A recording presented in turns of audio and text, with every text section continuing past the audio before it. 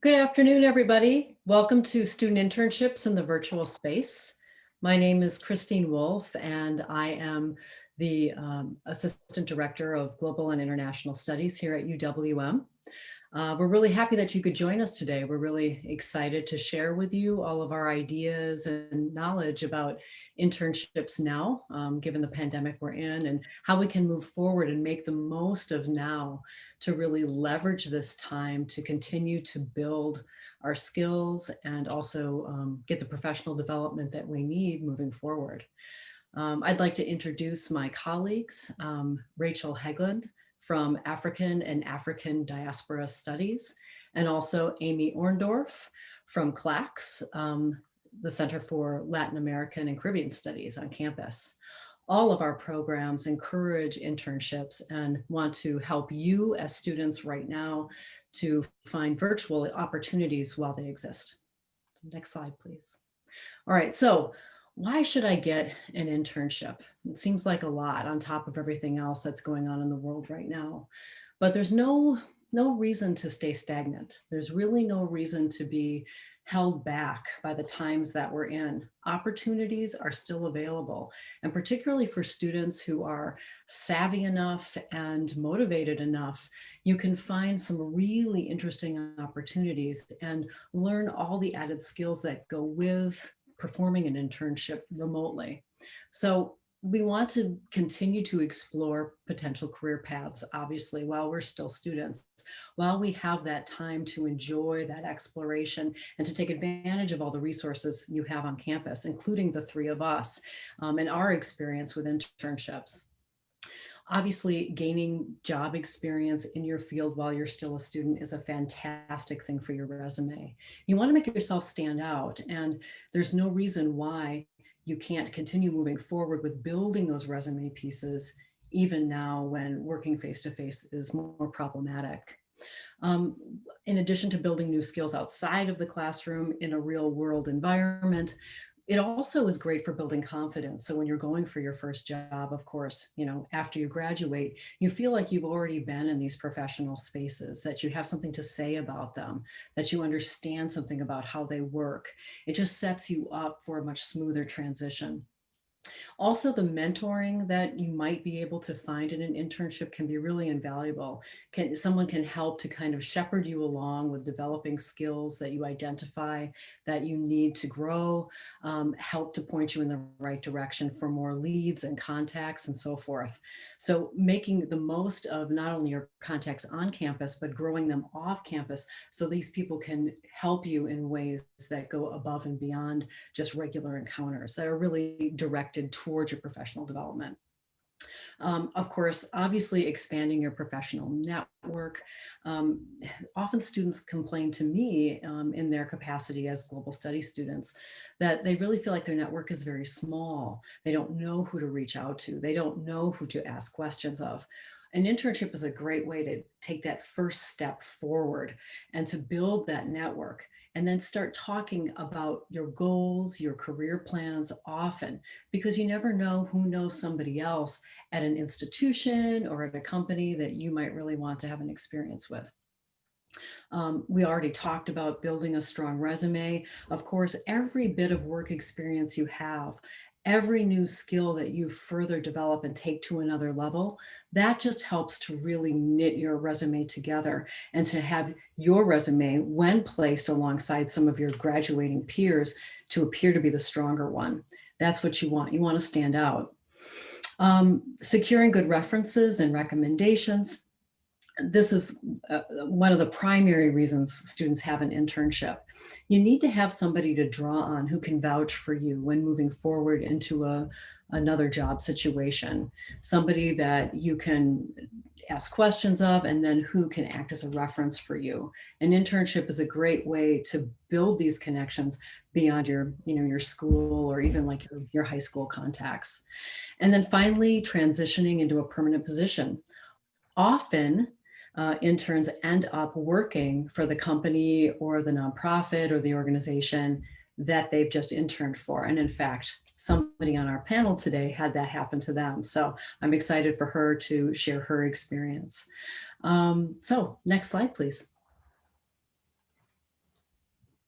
So now we'll get into some benefits of virtual internships in specific. These, of course, are not all of the benefits, but just some that we wanted to highlight. The first one is that it's cost effective. You don't need to spend money on transportation, nor spend time in a commute, which may be attractive for some of you. You can also intern through a site, for example, let's say in New York City, without having to pay the New York City cost of living. Another benefit, which is pretty obvious, is that you can work from anywhere, whether it's your house or a coffee shop or wherever you prefer to get work done. There's a lot of options. And then one of the greatest benefits, in my opinion, is that these virtual internships overcome geographic barriers. You can now explore opportunities beyond where you live. So you can partake in internships across the world through these virtual opportunities. This opens a lot of doors, and you now have a lot more possibilities to intern at a site that aligns with your personal interests and academic background, regardless of the location. Some sites offer a flexible schedule depending on the site. Some sites offer great flexibility and don't have a preference when you complete your hours, as long as you complete the deadlines. Whereas there's some other sites that want your hours to be during the normal work week, like a typical 9 to 5. So make sure you check with your specific site for details on that. And then the last benefit that we wanted to highlight is that these virtual internships help you develop important job skills that prepare you for post-graduation. Some skills, for example, could be digital communication, learning professional email and phone etiquette, online research techniques, and it gets you firsthand knowledge of specific platforms and applications. Virtual internships also help prepare you for the current world we're living in, and it shows that you can adapt to change and take advantage of these opportunities. Lastly, we found that a 2019 study found that 70% of employers made a job offer to their interns. And as Christine mentioned, I personally was an intern at CLACS when I was a student. So I really wholeheartedly support getting an internship. And it's really incredible too for me to be an internship coordinator, having interned at the site that I currently work at. Next slide, please. Wonderful. All right, awesome. Thank you, Christine and Amy. So the Department of African and African Diaspora Studies, it critically examines the cultures and societies and political economies of people of African origin and descent. This includes not just peoples of the African continent, but everyone with African roots around the globe, hence African diaspora. The study of African and African Diaspora Studies, or AADS, is relevant to everyone, regardless of race, gender, ethnicity, nationality, or religion. The department offers both undergraduate and graduate degrees. The major and minor prepare students for a wide range of careers within the US or internationally in health services, education, journalism, social work, politics, law, business, the nonprofit sector, trade, the arts, and government agencies. For AADS majors, students select one of two options. Option A is political economy, or option B, which is culture and society. Students can also choose to continue their pursuit of AADS with a master's degree or PhD at UWM. And then here we also have some helpful links if you want to know more. I encourage you to check out our website. All right. And then with regards to internships, the department has opportunities for students to earn academic course credit while working as an intern during the semester. This is done by the student enrolling in either AFREAC 289 or 489, which is a 3-credit course. Students will need class permissions to enroll, which will be assigned by me, the internship coordinator, once you've secured a placement.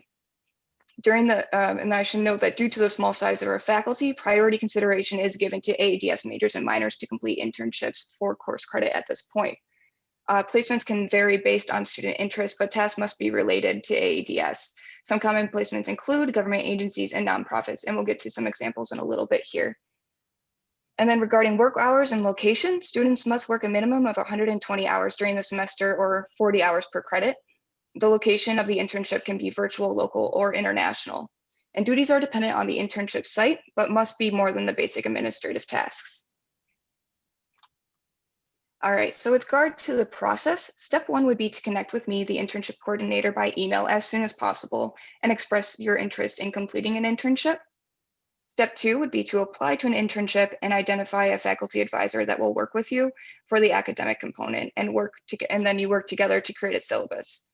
We encourage students to find an appropriate internship opportunity and apply on their own.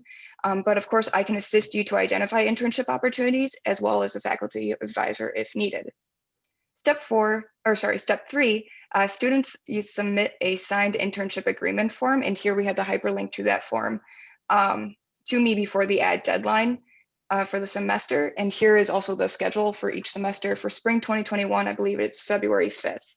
And then once you've submitted the signed internship agreement form, which includes signatures from yourself, your faculty advisor, and your site supervisor, then you receive permissions to enroll in 289 or 489. And then you begin your internship and follow the deadlines for the academic component stated in your syllabus that you created with your faculty advisor.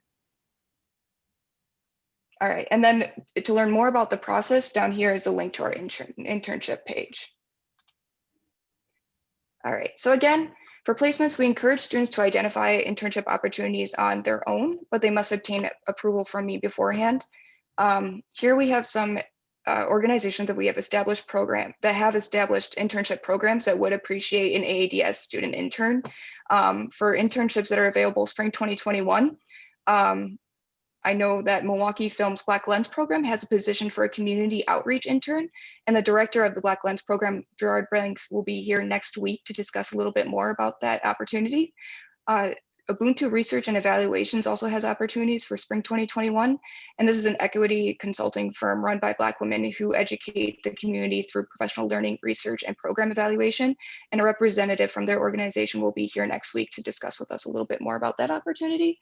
And then also the Milwaukee County Board of Supervisors under Vice Chairwoman Marcella Nicholson has opportunities for spring 21 as well. And if you click on the logos here, it'll take you to their internship site. And specifically for the Milwaukee County Board of Supervisors, it will take you directly to the application process. Again, these are only examples. There are so many different opportunities here in Milwaukee, outside the state, as well as internationally. So other examples include the Wisconsin Black Historical Society, America's Black Holocaust Museum, Black Leaders Organizing Communities, or BLOC, ACLU. There are so many different opportunities. So again, it's not just limited to the examples listed here, but if you are interested in any of these organizations, please be sure to contact me to learn about how to apply to any of these opportunities.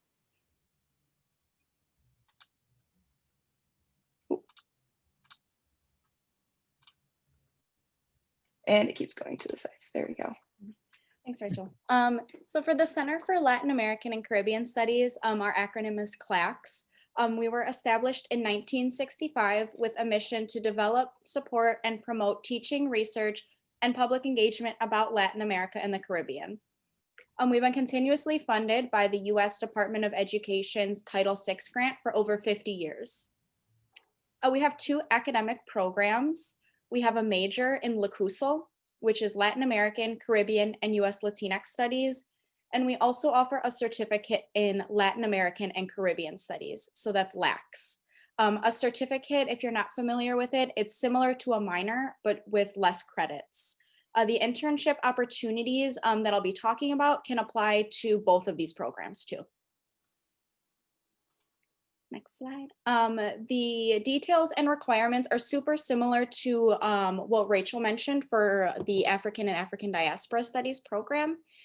The internship component for both LACS and LACUSL, they're not required, but of course we strongly encourage them.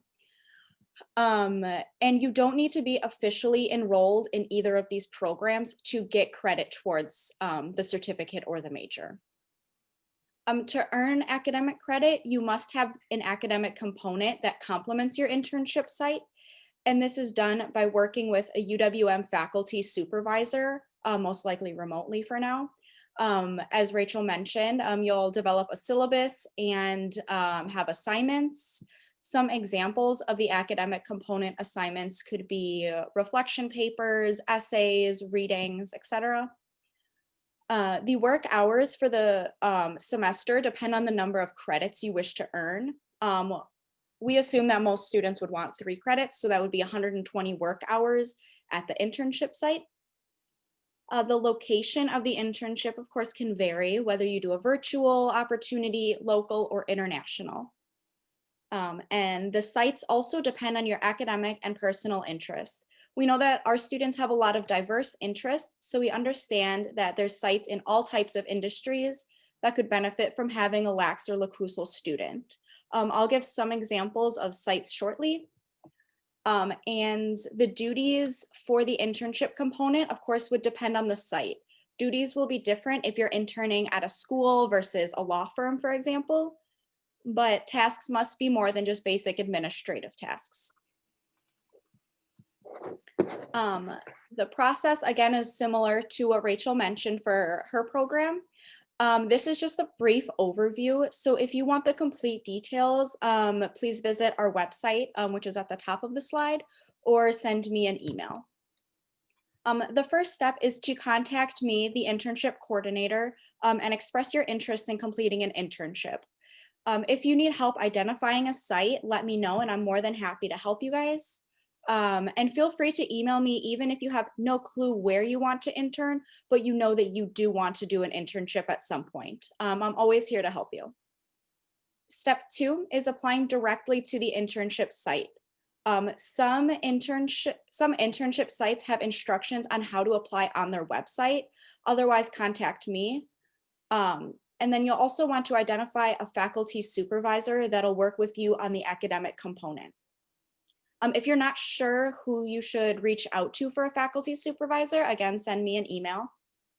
And the third step is submitting the internship agreement form and submitting to me before the ad drop deadline. The form essentially just outlines your tasks and responsibilities and schedule, so everyone's on the same page and there's no confusion. You'll fill it out along with your faculty supervisor, the internship site supervisor, and me. And the last step is I'll reach out once the form has been received and approved and give you instructions on enrolling in the course, and then you'll begin the internship. Next slide, please. And here's some examples of places that you can intern at. In no way is this a comprehensive list, but it's rather places that I've reached out to and confirmed positions that could fit LACS and LACUSL students. So as you can see, there's local, national, and international sites ranging from education, the arts, food pantries, current events, Department of State. You can use your knowledge of LACS and LACUSL in so many different ways. I encourage you to check out the list that's on our website or explore on your own for other sites that you might want to intern at. So for global and international studies, internationally focused internships, whether they be domestically focused or internationally based, are required by all global studies students in order to graduate. Unlike the previous 2 programs we've heard about, our students are required to complete 160 hours worth of work time at a professional internship that provides substantial professional development experience. So again, not just filing or doing menial tasks. It has to be something that relates to a global studies student's track directly. And those 5 tracks are health, sustainability, management, communications, and security. How we help students find these internships is through a bank of resources that we've developed over the years, through alumni connections, and also through paid placement providers, which we'll talk a little bit about moving forward here in the slides. But for the most part, this is like a real world assignment. Students are expected to take resources and leads and use their own networking connections, but actually apply for and land an internship ultimately on their own, as they would in the process of finding a job. Students in our program enroll in a course called International Internships Global 489. I am actually the instructor of Global 489. So another difference between our program and my colleagues' programs is that the syllabus is provided for students in global studies. I actually write that syllabus.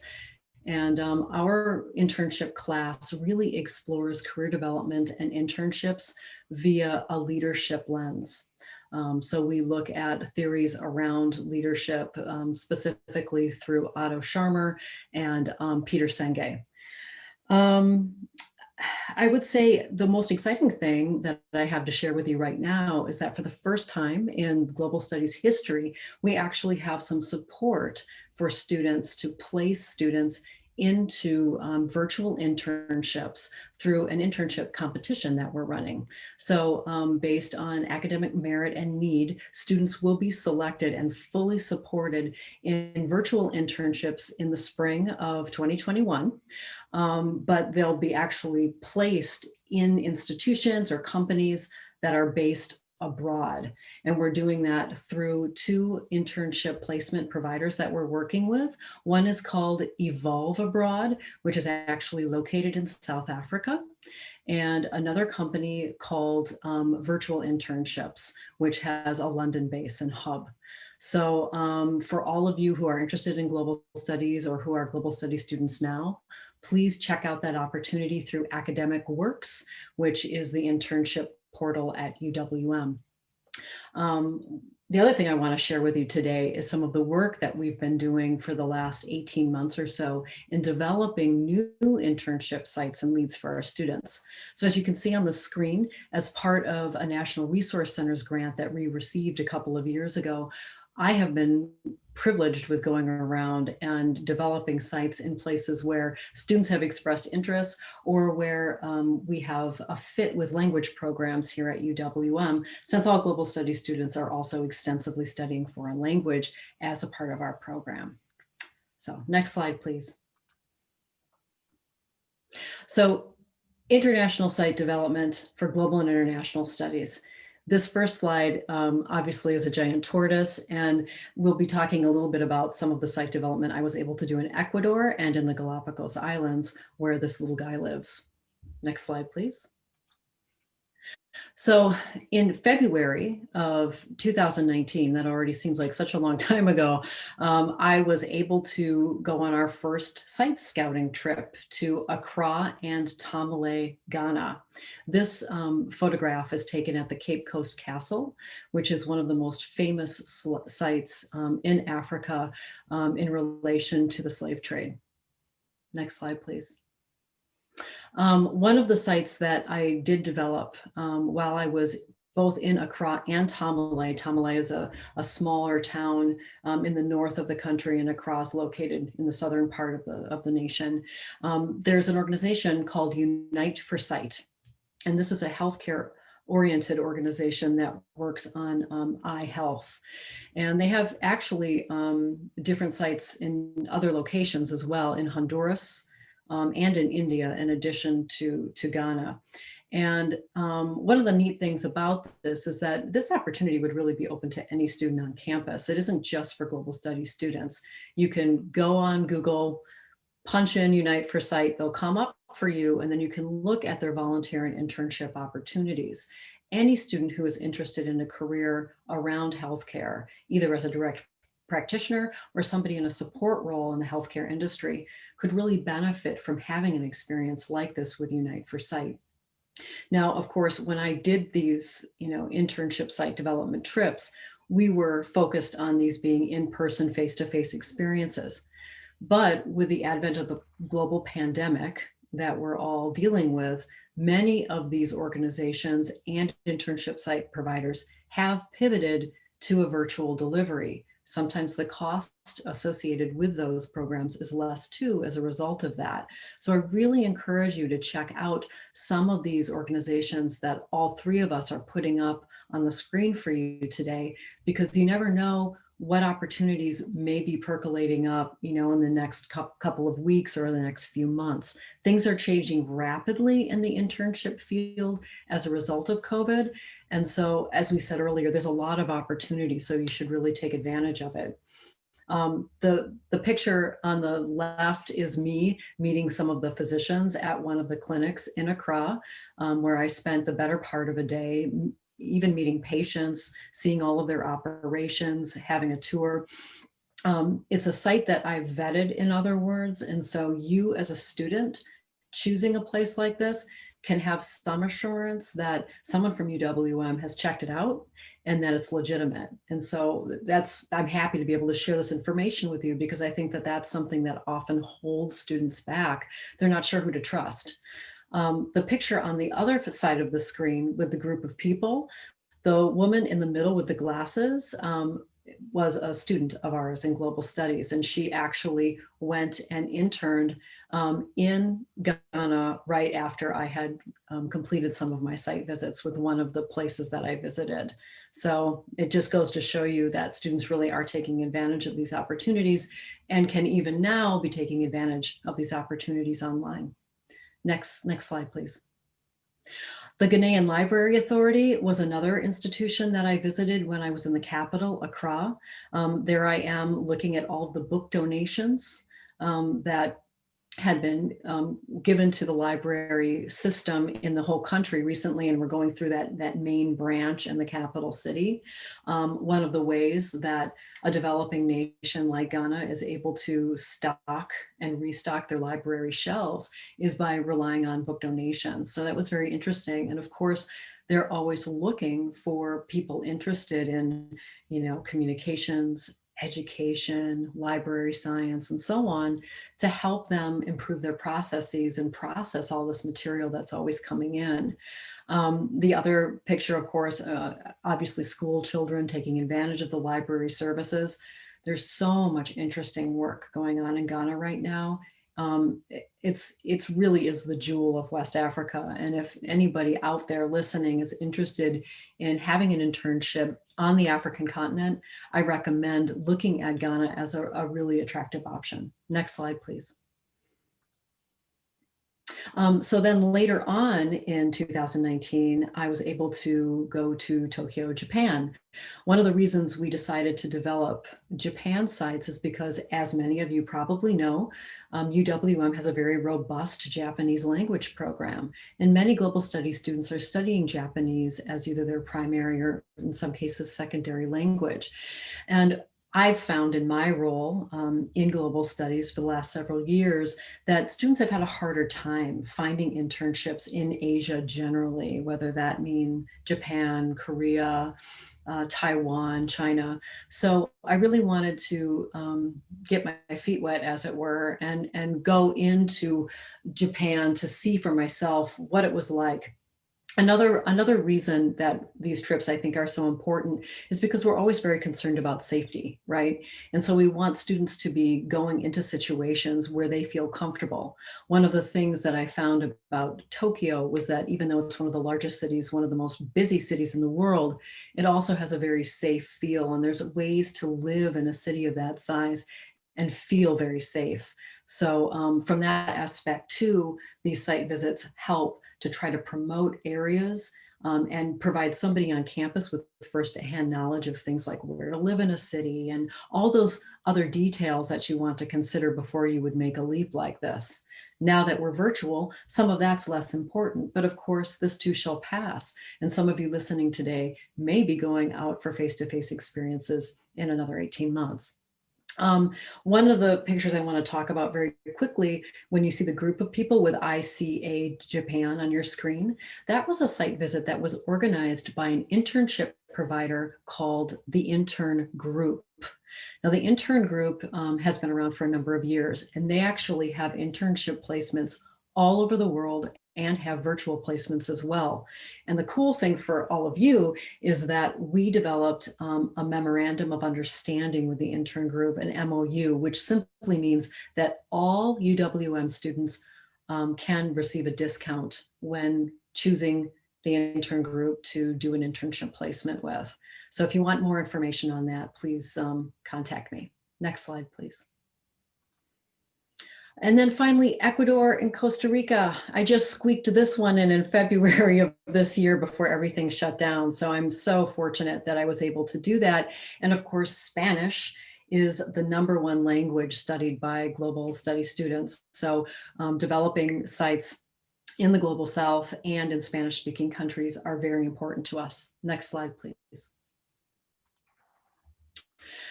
So Child and Family Health International, again, another healthcare oriented organization, but one that I highly recommend. Like some of the others we've mentioned, this organization has internship sites all over the world, not just in Ecuador. So if you're interested in a particular language, a particular region, a particular culture, really worth checking out. Very well run group, and they have completely switched to virtual, I noticed recently. So lots of good opportunity there. Here you'll see some photographs that I took from my site visits. The one on the far left side is an indigenous healer in a hospital in a smaller village called Otavalo in Ecuador. It was absolutely fascinating experience. The marketplace picture that you see on the other side of the screen was also in Otavalo. A student working with Child and Family Health International can actually work with traditional healers, which I thought was just an extraordinary opportunity. The picture in the middle is a more, standard westernized sort of medical practice. And this was one of the doctors that I met. And this is a community health clinic, which is very popular in Quito, where, families come and bring their children for immunizations and general checkups and things like that. And they're located right in the middle of neighborhoods. Next slide, please. And so, as you know, of course, the Galapagos Islands are part of Ecuador. They're located several hundred miles out into the ocean. And I was able to take a detour out there because I was really interested in taking advantage, obviously, of my time in Ecuador to see the Galapagos and think about how we can develop sites that are of real interest to sustainability track students or any of you out there today who might be interested in conservation and environmental science, green careers, that span all kinds of career fields. So the Galapagos, what a great place to go to see what's happening from an ecological standpoint in a place that's really unique and protected. So I visited Projects Galapagos, which was a connection I made through a company called Projects Abroad. I had worked through their San Diego offices, but they have other US locations. Really easy to work with. Projects Galapagos, the guy who runs it is just a gem. I loved him. And it's a very rugged experience, as you can see from the picture of the boots and the work gloves. Students are having completely hands-on in the field, getting dirty experiences. If this sounds like something that would be right for you, kind of a Peace Corps-ish experience, I like to call it, please contact me because I'd love to share some information with you. I know that the Galapagos has been suffering mightily under the financial and economic constraints due to the COVID pandemic. And so they really are looking for and interested in having volunteers and interns and other fresh minds and hands to work on the projects that they need done there. Next slide, please. So while we are from different academic programs, we do want to welcome collaboration with our students. So you can earn credit for multiple programs, especially through internships. First, though, you do want to confirm as soon as possible with your internship coordinator and academic advisors and make sure that you're meeting the requirements for both programs. But it is possible to take one internship and have it count towards multiple programs, such as Global Studies and LACUSL or LACS. So for example, a Global Studies student doing an internship focusing on Latin America could also earn credit for LACS and LACUSL. And then a LACS and LACUSL student doing an internship working on Afro-Brazilian issues, for example, could also earn credit towards the African and African Diaspora Studies program. So just keep in mind these different academic opportunities and see, like, if you are interested in a particular region, reach out to us and see, maybe you already have credit towards some of our other programs, or if you are doing an internship, I would really recommend too seeing what other academic programs can I count this one opportunity for. Okay, so it's time for questions. So please either click the raise hand button or feel free to do some Q&A in the chat box. We're ready to take them all.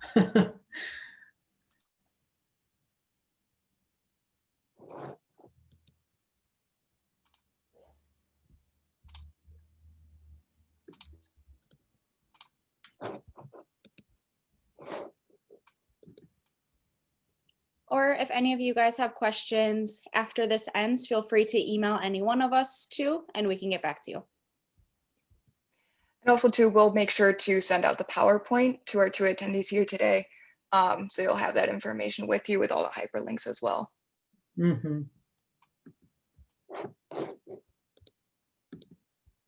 I'm just going to go ahead and put my email address in here.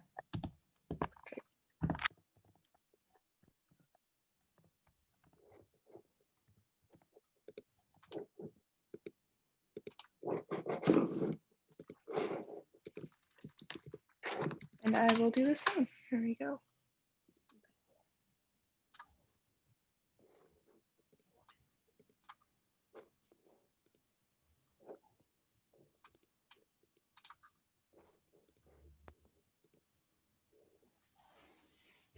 With the Global Studies program too, I will say, if you were majoring in African and African diaspora studies, you can minor in global studies too.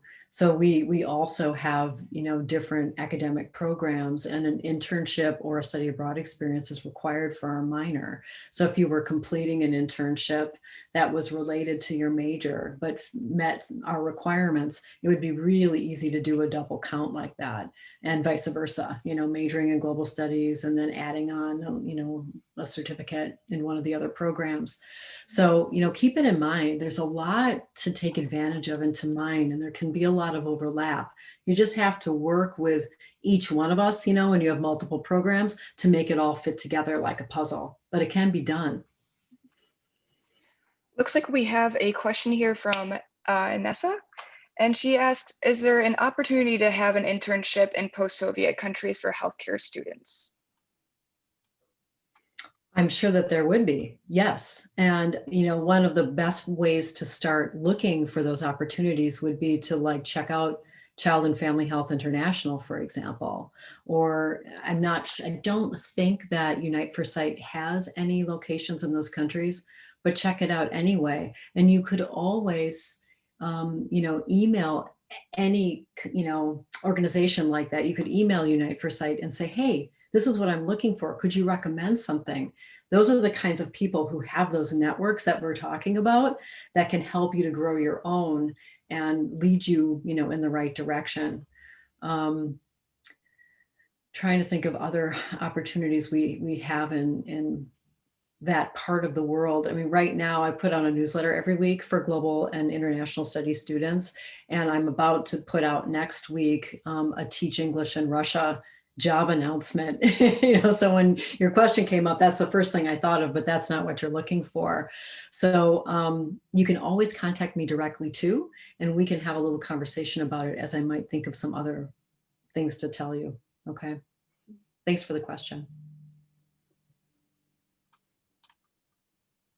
And what I found particularly beneficial too, in my role as internship coordinator, is how flexible a lot of the sites that I've reached out to are. So on their websites, they might not list a particular position that you're interested in, but a lot of times if you write to them and say, I'm interested in maybe doing translation or doing marketing or, leading programs, a lot of sites are really flexible and want to accommodate what your strengths are and what you want to get out of the internship. So just because you don't see something listed on the website or hear about it doesn't mean that it's not an available opportunity. Mm-hmm.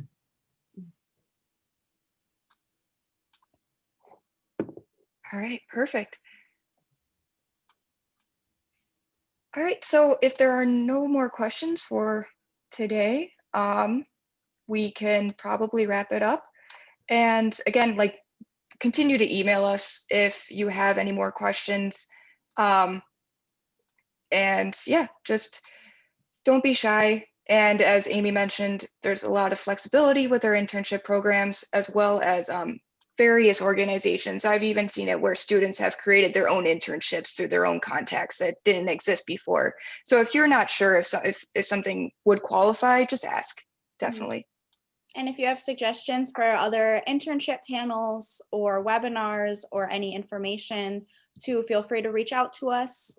We want to make sure that these opportunities are really helpful for you and that we provide the information that you all are looking for. Yeah, absolutely. Thanks, everybody. Yes, thank you all. Thank you.